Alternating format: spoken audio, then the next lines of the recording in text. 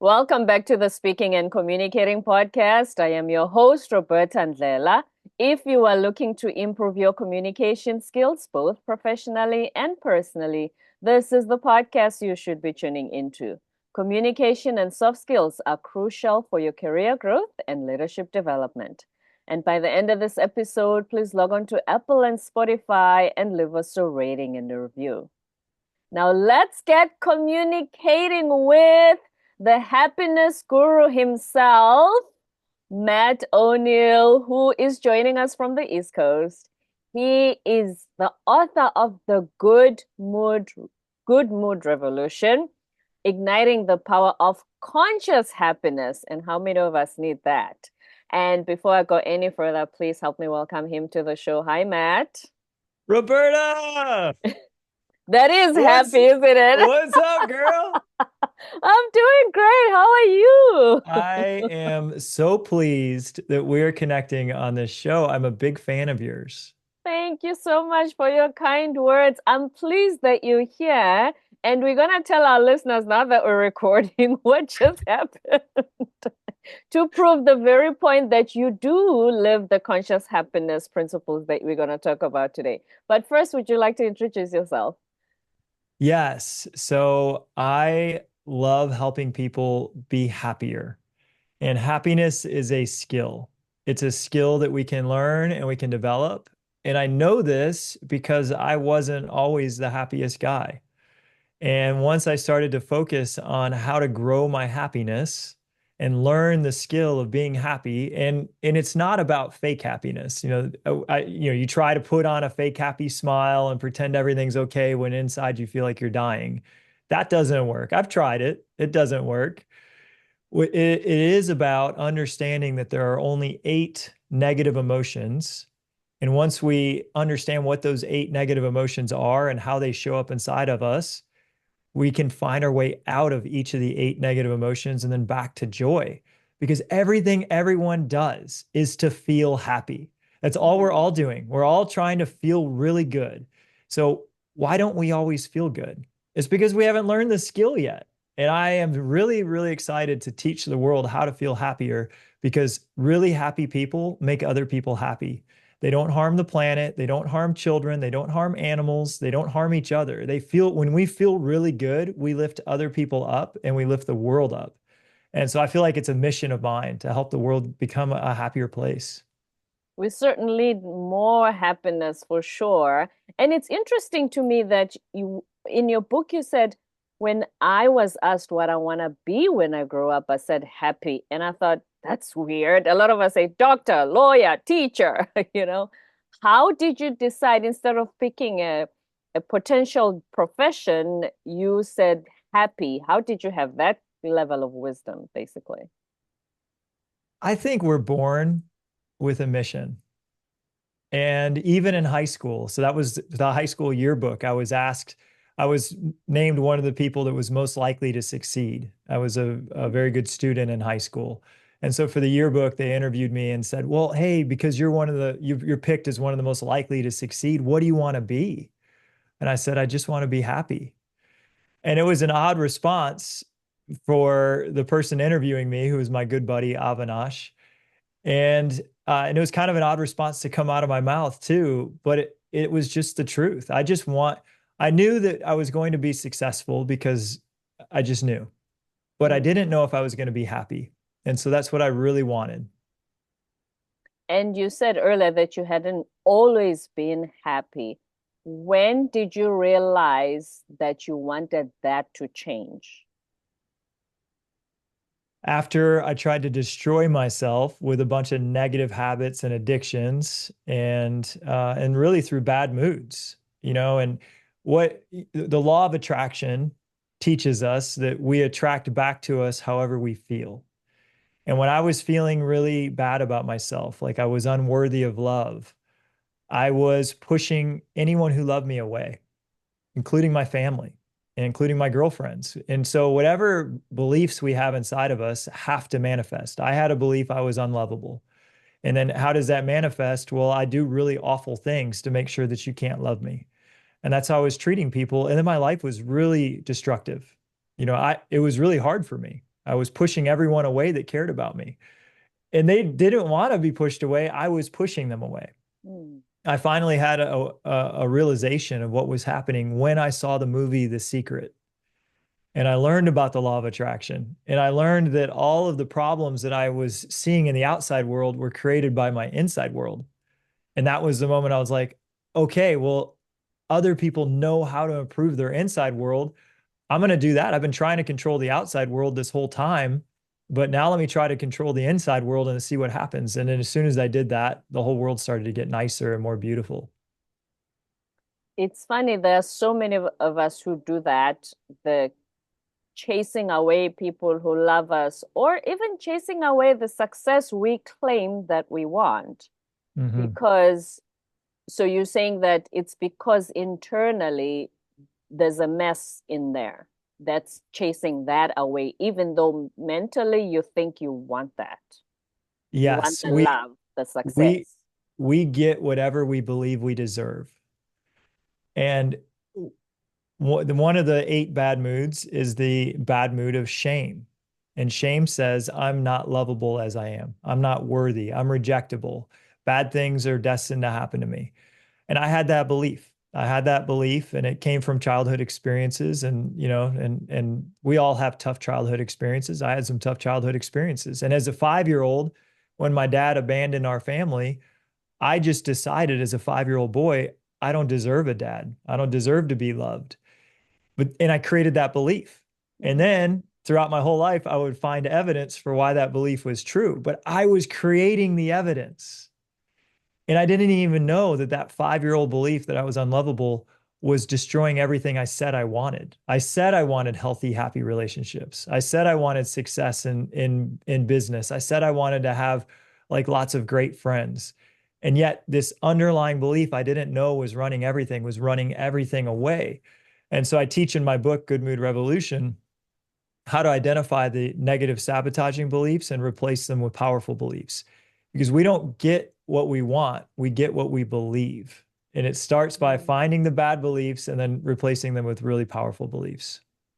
Yes, or even that quote where they say, we don't attract, speaking of the law of attraction, we don't attract what we want, we attract who we are, meaning Yes. who we believe we really are and what we deserve, like you said.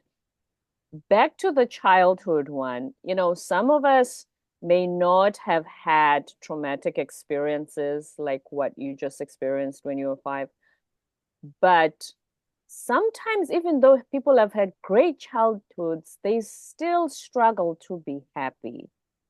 What could potentially be the reason for, but you've been given everything literally, and your parents were there, and they gave, and you guys were happy in your household when we came to visit you for sleepovers. But why do you still grow up and be unhappy? What's missing? We all want to be happy, but it again is going to go back to beliefs that we created. Even if you had the quote unquote perfect upbringing, there were still experiences. Maybe you were at school and a teacher said some offhand comment, and all of a sudden you decide, well, I guess I'm just not that smart. And then that becomes a belief and it becomes almost a subconscious mantra. I guess I'm just not that smart. And so then we get into the world and we keep having to prove that we're just not that smart, and we sabotage good things that are happening. Even if we had the perfect childhood, these little beliefs can be created from just one offhand comment from somebody.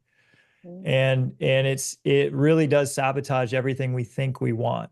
But there are 8 flavors of bad moods, and shame and rejection Let's is talk just about is that. just one Yes. of them. Mm. And then there's really good moods too. And I love to talk about how to get into the positive side of this. It all comes down to we were born with a human ego. And the human ego is really selfish. And it's the part of us that wants to be selfish and wants to judge other people and say it's their fault and blame others and play the victim. It wants to feel kind of sad and hurt. The ego wants to be angry at other people. It wants to be really prideful and arrogant. All of that stuff is going to sabotage us. There's another piece of us, though. It's our higher self, our soul. We know that when we're in alignment with the good in us, that we feel really loving, really joyful, really positive. And these two pieces of us, our higher self and then the human ego, are kind of at battle. And you see it play out in every single story. Cinderella's the higher self and the fairy godmother maybe could represent the universe or God. And then she's got her wicked stepsisters and her wicked stepmother. Well, that's the human ego. It's light versus dark. Same thing as, you got Simba and the Lion King, and Scar is the ego, and it's Luke Skywalker against Darth Vader. Every single story is this battleground of light versus dark. Why are we so attracted to that story?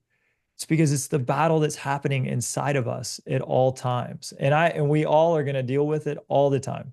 We always have two choices.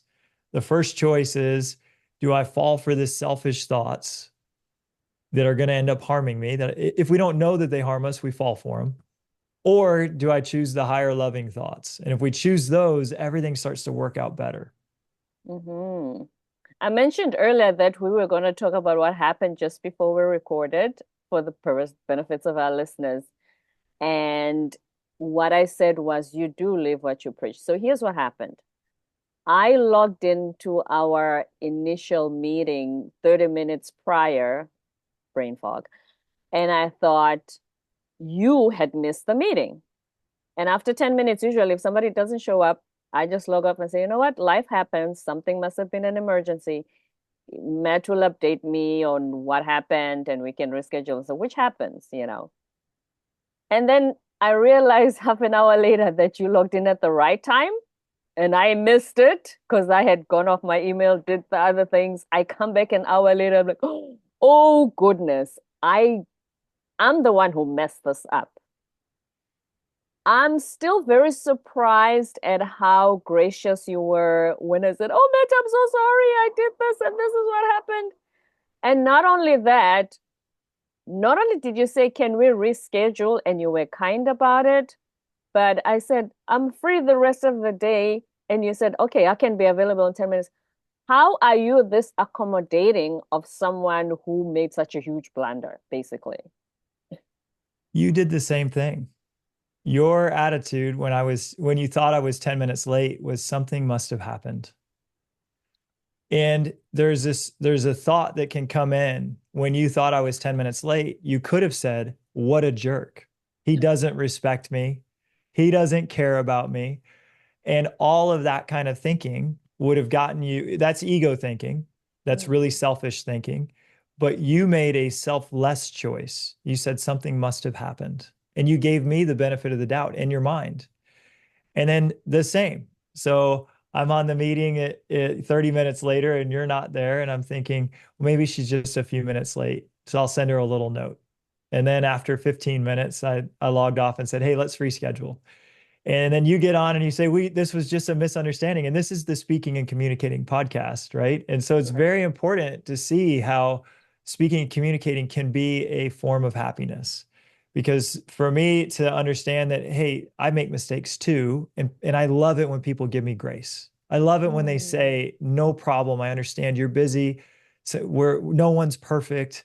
I'm here to reschedule anytime. I think whatever we give, we also receive.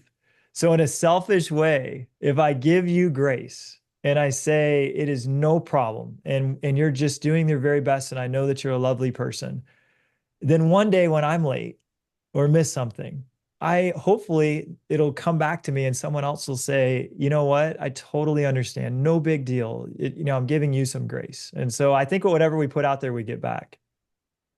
That is so true. And here's the question, because this is an unusual, I wish there were a lot more of these types of, I gave you the benefit of the doubt, because we're complete strangers. We just met for the first time.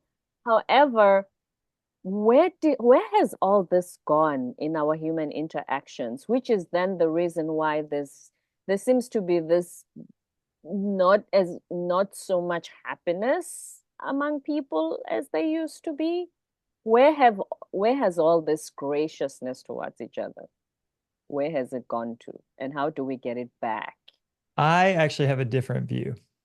Oh, I think that people are more gracious today than they've ever been. I think human consciousness is getting better and higher and higher and kinder and kinder and kinder. Uh, I've studied the history of the world, and I went to Ireland, and for 1,000 years, the people of England would invade Ireland and just kill and murder and rape. And now is the most peaceful time in Ireland's history where England has finally stopped killing and murdering and raping them. Thank And goodness. we look Yeah. at World War II and World War I and how horrible those times were. And then, I went and saw the play Hamilton. We think that our politics are so divided. And in the play Hamilton, when politicians didn't like each other in the founding father days, they pulled out guns and had a duel and killed each other in the streets. And so today we're not shooting each other in the streets when we don't agree, in America at least. The politicians aren't. And around the world, things are actually more peaceful than they've ever been, even though they're not where we want them to be yet. I think human consciousness is getting kinder and more gracious, but I think we've come from a very, very dark place. And we all need to continue to wake up. And it's your mission to help people speak and communicate better. It's my mission to help people be happier.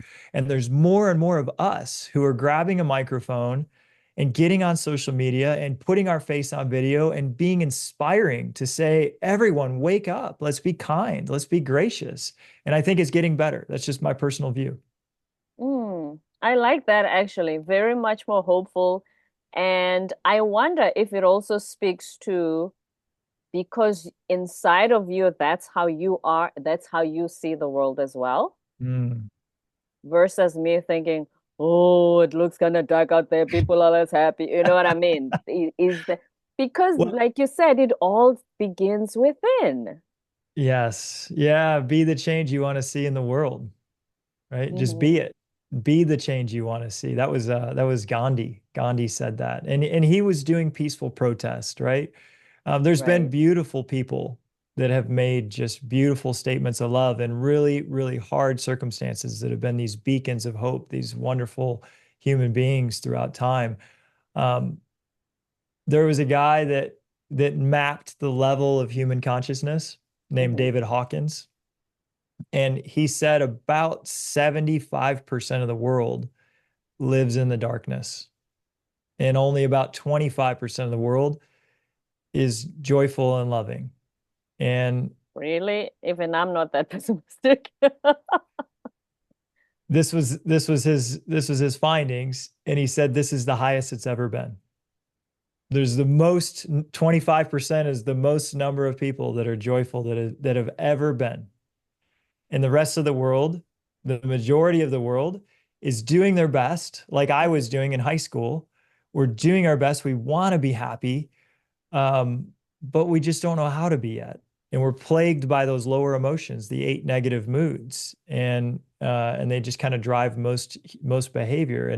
And that's why we see so many people fighting over this politician versus that. This is my team. This is my team. And they're like, you're wrong, and you're wrong, and they're always fighting, right? Well, that's The not a happy ego. place to be. Yeah, the Mm, ego, the right? So ego. Yeah.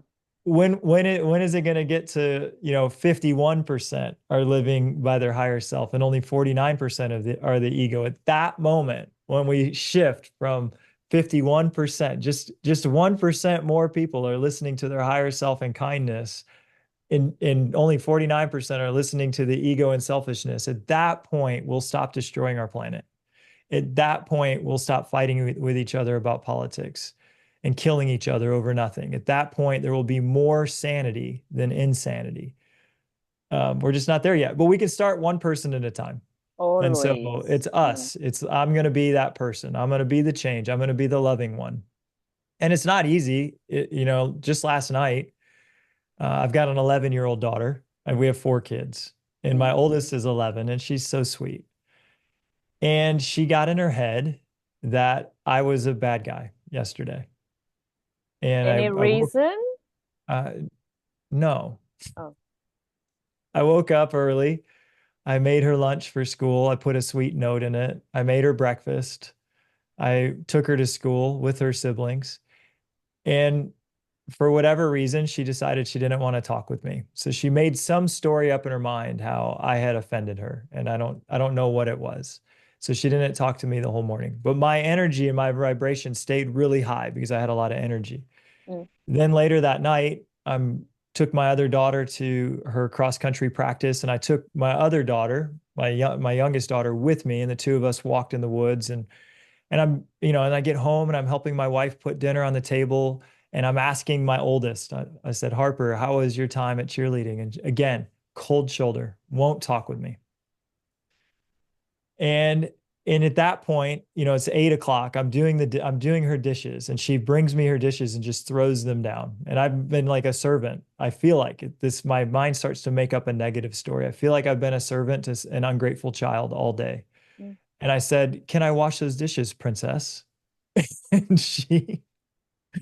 she gets so upset. And of course, I said it. My energy was low. I had fallen into ego. I couldn't at that point, I was so tired. I couldn't keep my Because it had vibration. lasted this long since the morning when you dropped off at school. Yeah. Yeah, she wouldn't say goodbye. She wouldn't give me a hug goodbye. She just turned her head and walked into school. But I was okay then. I stayed loving at that point. Mm. It was just at night I finally lost it. And then she's up in her room just boohooing, crying. And so of course I go up there to say goodnight. She doesn't say goodnight back. And my mind just got so ugly about it. And it just spiraled into negativity. And I woke up this morning and I thought, okay, I lost it. I lost my love. I lost my grace. I fell out of heaven. My daughter didn't do it to me. I did it to me. So what did I do?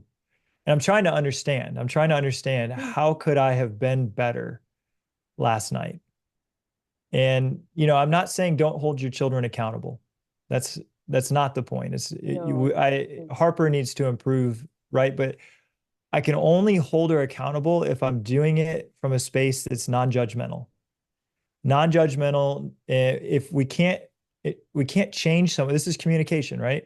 Mm. We cannot make a positive impact on somebody if we're judging them at the same time. They won't listen. Even with our children, I can't go and say, be better, if I'm judging her and saying you're not good enough. We can only make a positive change with someone if we are in a compassionate, understanding place. That's the only time they'll actually take our advice. So I got judgmental last night. I couldn't make an impact. But has she Today, been able? Oh, sorry, go ahead. no, you go ahead. No, you continuing the story. We need to hear what happened. Yeah. So this morning I wake up and I grab my journal and I said, okay, I fell out of love. I closed my heart. That was what I did. She was cold towards me and closed her heart towards me. Um, and and my wife asked her what was going on, and she had just made up some story that I didn't care about her like I cared about her sisters. And it wasn't a true story, but it doesn't matter. People make up untrue stories and believe them, and that's how we end up with bad moods. Um, then because of her closed heart is basically an attack. She Mm. wants to give me the cold shoulder as an attack. Because of that, I closed my heart and wanted to attack back. So this morning I said, what's the lesson? The lesson is, no matter what, I need to really focus. When she's closing her heart, I have to really focus and give all my energy to keeping my heart open, to seeing her as my loving little girl, the one I love so much, that I care for, that I have compassion for, that she's suffering right now. I could see she's suffering. This closed heartedness is not happy, it's miserable, but not close my heart because I won't be able to get through to her. So I talked to my wife today and I said, okay, here's our intention. She'll close her heart towards my wife too, and then it's really hard for her. But whoever she's closing her heart to, she likes the other one. So when she That's loves how kids me, play their parents. yeah, then she'll. Mm. So I just talked to Katie today. I said, this is what we'll do when we see that she's closed-hearted towards one of us. Let's get together. You and me, we're on a team, and I'll be like, all right, your job tonight, Katie, keep your heart open. Mhm. It's the only job. I'll do the dishes. I'll set the table. I'll get everything ready. You just have to stay open-hearted through this. It's the only way we're going to be able to help her. But on a spiritual level, this is my work right now. This is my work, is to, how can I love somebody that's giving me frustration, annoyance, or upset? At work, I think it's the same way. In our jobs, how do you stay kind to the coworker who's always negative and mean? Can I ask a quick question on that? Hmm. It sounds like that whole be the bigger person ideology. And the problem with a lot of people, they say, I'm tired of being the bigger person because then people take it to mean I'm a doormat Hmm. when I'm trying to be like Matt, to be more evolved and happier and being the bigger person. It looks like the bigger person idea backfires. The only thing that matters is our happiness. It's the only reason we do anything. When I'm kind and loving, even when somebody's lashing out and throwing a fit, Mm, I'm happy. They're not. If they're lashing out and throwing a fit or criticizing or putting us down, they're miserable.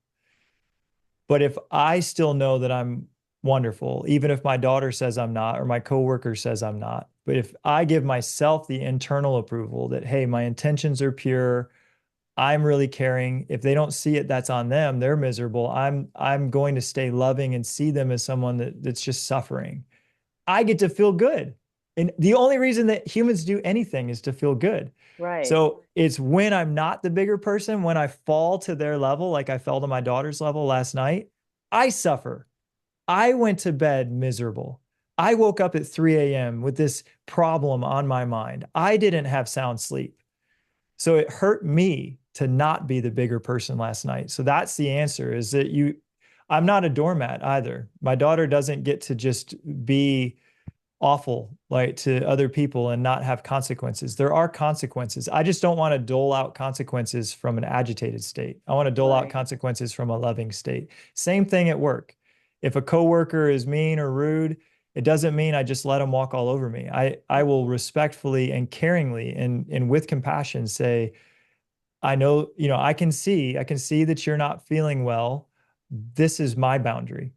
I'm going to respectfully uphold my boundary, but I don't have to attack you to tell you what my boundary is. That's a very great perspective on that. Now let's talk about one of the lies, the bad mood, eight bad moods. One of the lies it says the light of guilt, which sometimes we use as a motivator to say, oh, you know what? If I could just do better, because then the whole mental performance, Tony Robbins, be your best self. We sometimes confuse those two, thinking it motivates us to do better when we punish ourselves for what we did last time. Yeah, it's a big What is the lie. problem with that lie? It's a big lie. I fell for it. It's the perfectionist lie. And I was a big time perfectionist. Mm, All people that are riddled with guilt are perfectionists.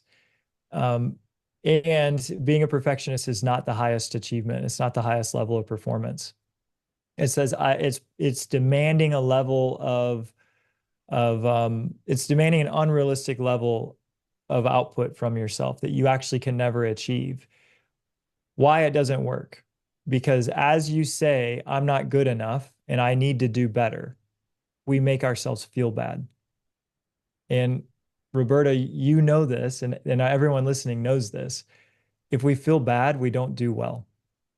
So I can't think of a day that you just felt awful, like mhm. a day where you're so upset, you're so sad, like maybe you had made somebody cry and you'd said some awful things. How good are you at work that day? Not so much. And more than anything, I mean, you drag your feet, but you, the thing is in your mind the whole day. You don't think clearly because, like you said, you sometimes you wake up at 3 a.m. still thinking about it because it's really, really bothering you. That's not that doesn't feel great. Yeah, so we feel that bad when we beat up on somebody that we love. How good do you think we perform when we beat up on ourselves? And that's what we do with guilt. We say, I'm not good enough yet. It could be better. It's not perfect enough. I could be better. Well, if we're always saying that, then we're never saying how great we are. I'll give you a flip side. How good do you perform when you feel amazing? When you like it's the happiest day, you're singing in the shower, you're high-fiving people you see, you're smiling at everybody. What can you accomplish on that day? Yeah, you could conquer the world. You can conquer the world. Hmm. And so guilt is a lie. The idea that telling yourself it's not good enough yet and you can be better actually makes you perform worse. And so what we want to do is we want to counteract that negativity by telling ourselves and everyone around us how great they already are doing. Is to say, I'm doing amazing today. In fact, I did that right, and I did that right, and I did that right. And then we start to feel so good that we feel like we can conquer the world, and then we do. And as I change that from a guilt thing where I thought that the telling myself I could do better, I wasn't good enough was pushing me to success, I realized it was like a big anchor weighing me down. And as soon as I cut the anchor, I ran 10 times faster. Our company grew 10x within 3 years. We were awarded the number 6 fastest growing company in South Carolina. We were named the number Wow. one place to work out of 470,000 companies in our state. And it was all because I changed from thinking guilt and self-punishment was helping me to recognizing that actually the opposite was true. When I feel good, I do good. Do you think that would apply to leadership as well? When you make your team feel a certain way, that's when they're high performing, or do you guilt them into high performance? Yeah, this is all speaking and communicating. So Mm, I'm a CEO and I have 80 people that work at my company. The way that I speak has improved as my happiness has improved and my guilt has dropped and my affirmations and appreciation and gratitude have increased, which are really great happiness skills. Because I'm affirming all that's great and how grateful I am, people work 100 times harder. They're like, I'd do anything for that guy. What do you think they do for the person that says you're not good enough and nothing you do ever makes me happy? They leave bare them. minimum, 4:30, I'm gone. I'm out. They're Bye. already checking social media on the clock. They're like, I'm already giving him too much of my time, right? And so if we Mm. want to be a great communicator, we need to drop the guilt and we need to move into higher states of being, which is really about gratitude and appreciation. And speaking of gratitude, we've heard for decades, even I think even before the law of attraction, maybe, that if you take time to be grateful every day, even writing the things down, you feel better. Back to feeling happy, right? Mhm. What would you say to someone who says, Matt, I want to actively look for things to be grateful for every day, but I don't see anything new to be grateful for that I need to write down my 5 items to be grateful for? What would you say to me? How do you maintain a state of gratitude? So everything is a habit. And finding things that aren't good enough yet is a habit. That's an ego habit. And the ego is really good at it. We can't stop it. It's how we survived.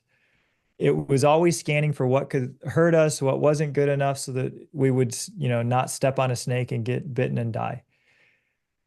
Well, that's great. I'm glad that we have the human ego and we've survived to this point and we can have this conversation. Mm.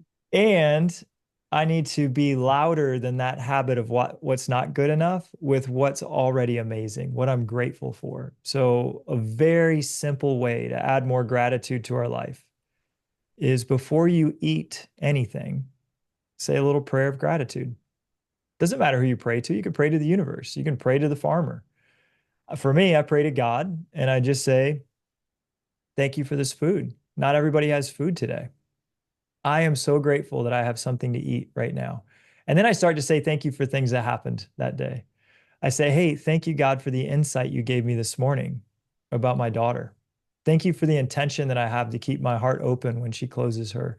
Thank you for my wife who's there by my side to help us both be better on this path. Thank you for giving me this opportunity to become a better version of myself because without these challenges, I couldn't grow myself. And then how could I teach anyone to be happier if I didn't like fall from it? Right. And so that's my prayer today at lunch. And now at dinner, we'll say a prayer as a family and we'll say thank you for all the things that went on as a family. And it's just very simple way to add gratitude is that before you eat anything, just say thank you. Mm, indeed. Please give us details of your book. The Good Mood Revolution, Igniting the Power of Conscious Happiness, where to find it. Because based on our conversation today, I think every listener should be able to get hold of it. Yeah, the book is available on Amazon. And, as I said, I'm a huge fan of your podcast. I've been listening Thank to you. your episodes. I think everyone needs to continue to listen to Roberta. You are speaking the truth about how to be an effective human being because communication affects all of our relationships. And if anyone's looking to add a second podcast into their repertoire, I talk about how to be happy every week on Good Mood Revolution podcast. And that's a good way to plug in too. Okay, more details on the podcast so we can look up Good Mood Podcast by Matt O'Neill. Yes, Good Mood Revolution. It's on Apple and Spotify. The Good Mood Revolution podcast by Matt O'Neill on Spotify. The Good Mood Revolution, Igniting the Power of Conscious Happiness. The book is on Amazon. Matt, I knew this was going to be wonderful. Thank you so much for being a happy, gracious person, and your mission is much needed by the rest of the world. We appreciate you being here today. Thank you so much. My absolute pleasure. Don't forget, your website. It's my name, mattoneil.com. mattoneil.com. Don't forget to subscribe, leave a rating and a review on Apple and Spotify, and stay tuned for more episodes to come.